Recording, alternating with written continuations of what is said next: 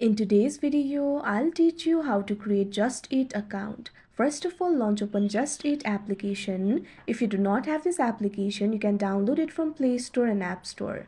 You can see over here Just Eat application has been opened. So in order to create your account, tap on the account icon that you can see at the bottom right corner of your screen. Now after you do that, you'll be led to this kind of interface. At top, you'll be able to find two options over here: create account, login.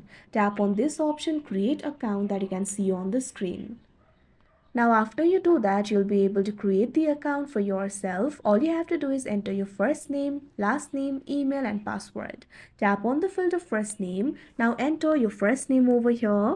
Likewise, enter your last name. Now provide your email address. Make sure to provide the correct email address. Now also create a password for yourself. Make sure to create a strong password. Now after you fill in all these details, tap on this option, create account, that you can see on the screen. Now you can see over here a verification code will be sent to your email. All you have to do is open the Gmail application.